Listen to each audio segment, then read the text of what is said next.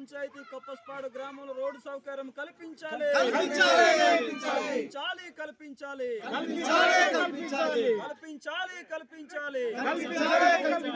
మంచి సౌకర్యం లేని గ్రామంలో మంచి నీరు కూడా కల్పించాలి.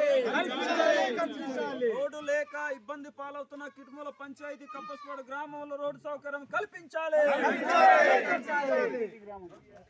ఈరోజు నా పేరు కిల్లో రాజనండి చింతపల్లి మండలం కిట్మూల పంచాయతీ కప్పస్పాడు గ్రామంలో గ్రామస్తుల పిలుపు మేరకు నేను మా యొక్క బృందం అలాగే ఆదివాసీ వికాస్ పరిషత్తు రాష్ట్ర కార్యదర్శి గారు హిమాచలం గారు అలాగే డేవిడ్ గారు ఇలాగ రావడం జరిగింది. ఈ గ్రామంలో ప్రధాన సమస్య రోడ్డు సమస్య. ఈరోజు పిఎం జన్మన్ నిధి కింద కేంద్ర ప్రభుత్వం వారు ఎంతో ప్రతిష్టాత్మకంతో ఈ పథకాన్ని రూపకల్పన చేసి వెనుకబడిన వర్గాలకి పీయూటీజీ వర్గానికి మరి గృహ మంజూరు చేయడం జరిగింది, నిధిని కేటాయించడం జరిగింది. ఈరోజు ఈ గ్రామంలో రోడ్డు సౌకర్యం లేకపోవడం వలన ఆ పథకానికి కూడా దూరమైన పరిస్థితి ఈరోజు ఈ గ్రామంలో ఉంది. వీళ్ళ ఇల్లులు చూడండి, వాళ్ళ పరిస్థితి దయానీయమైన పరిస్థితి. రేపొద్దున ఇక్కడ డెలివరీ కేసు కానీ లేదంటే అత్యవసర చికిత్స నిమిత్తమై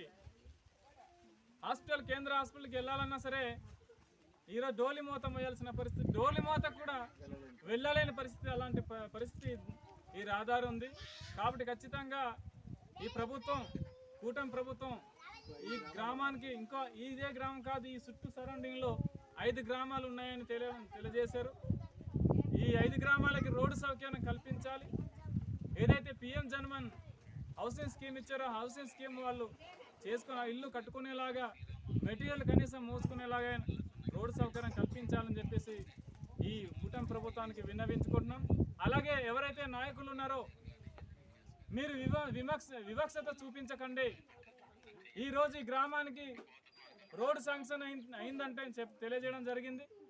కొంత రోడ్డు శాంక్షన్ చేసి ఆ రోడ్డును చేసుకునే క్రమంలో ఆ రోడ్డు చేయడానికి కూడా అడ్డుపడిన పరిస్థితి ఈ గ్రామం తరపున గ్రామస్తులు తెలియజేయడం జరిగింది.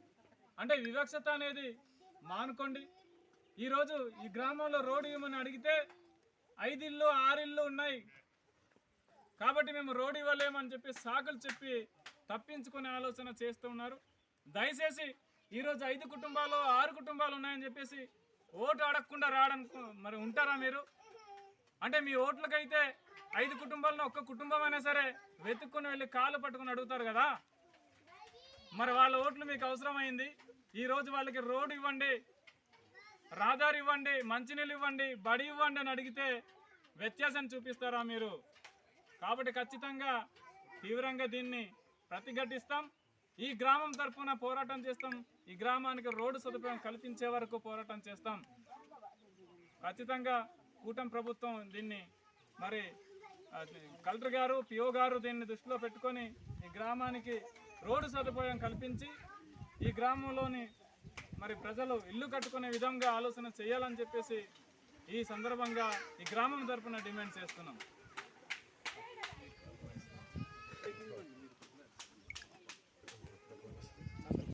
కలెక్టర్ పెట్టండి. అదే కలెక్టర్ గారు చూసారా అడ్డేసారు, అది అంతా కూడా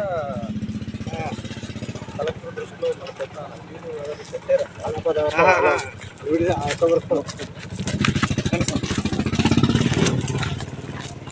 డెలివరీ సమయంలో వీళ్ళు పరిస్థితి ఏంటి సార్? అసలు ఇంకొక తావు కూడా లేనట్టుంది. సడన్గా డెలివరీ కానీ ఏదైనా డెలివరీ అయితే ఇంకా ప్రాబ్లం, చచ్చిపోవడం తప్ప ఇంకా వేరే మార్గం లేదు. అలాగనే ఆదివాసులంతా మరణం సంభవిస్తున్నారు. ఇటే వెళ్ళాలా? ఇటే ఇటే ఇటే ఈ మధ్య ఇదేంటి పాపం, నేను సత్యబాబు కిలోమీటర్ మధ్యకి రావాలంటే ఇంత రావాలని అనుకోలేదు, మనకు తెలియదు కదా. ఇలాంటి ఊర్లు చాలా ఊర్లు ఉన్నాయి సార్. ఇదే ప్రాంతంలో చాలా ఊర్లు ఉన్నాయి. ఇప్పటికీ డోలు మోతలే. ప్రభుత్వాలు మారుతున్నాయి, నాయకులు మారుతున్నారు, పరిపాలన మారుతుంది. మా దగ్గర ఇది ఇంత లేదండి. ఇప్పుడు దాకా ఈ ఆదివాసీ గిరిజన ప్రాంతంలో డోలి మూతలు నేటిదాకా ఉన్నాయంటే ఇంత సిగ్గుసేటండి. ఈ పాలకులు ఏం చేస్తున్నట్టు చెప్పండి. ఇప్పుడు పార్టీలు ఉన్నాయి, మా పార్టీ వస్తే మేము ఇది చేస్తాం అది చేస్తామని గొప్పలు చెప్పుకుంటున్నారు. కానీ గిరిజన ప్రాంతంలో అభివృద్ధి చేయడం కోసం మాత్రం పోటీ పడట్లేదు. అసలు దూరం ఎవడో ఈ ఊందని కూడా ఎవరు తెలియదు. అంటే అది నవ్వాలో ఏడవాలో తెలియని పరిస్థితి పాపం వెళ్తే. ఇదేదో ట్రై చేశారు అవి చెప్పడానికి, ఇదాన్ని మీరు వేసుకుంటున్నారు శ్రమదానం లాగా వీళ్ళు.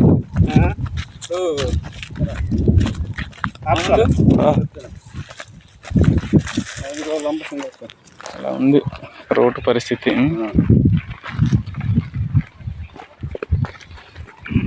మొన్న వెళ్ళాను ఫస్ట్